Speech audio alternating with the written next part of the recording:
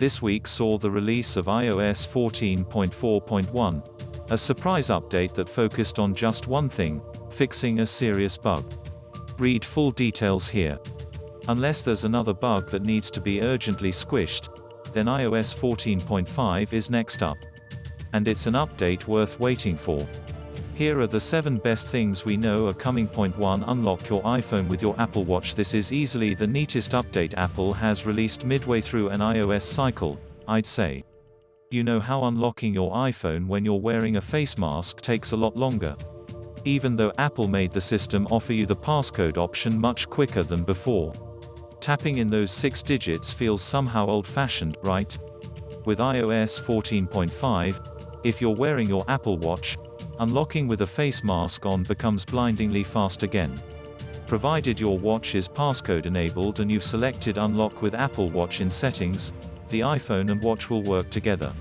This means that when you glance at the phone screen, the iPhone checks with the watch that it's okay to unlock.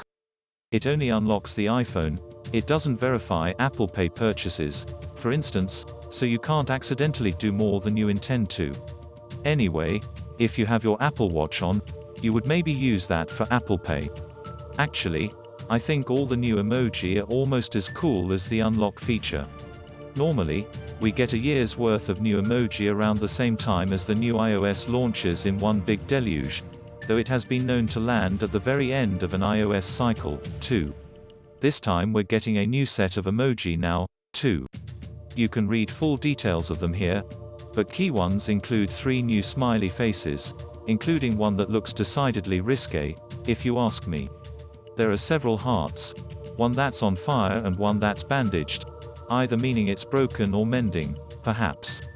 There are couples of every skin hue and gender or gender-neutral mix, and even a rock climber who's now wearing a safety helmet.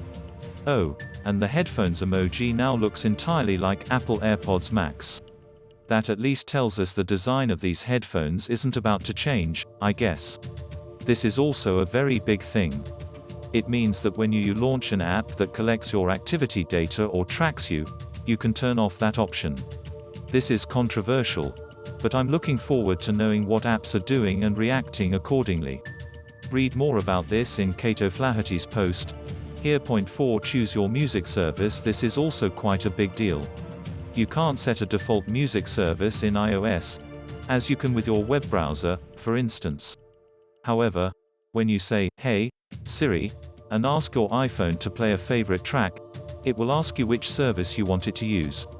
If you pick Spotify, it will learn that preference. Apple has made clear that this is not the same as setting Spotify as default, rather that Siri is learning how you like to listen to stuff.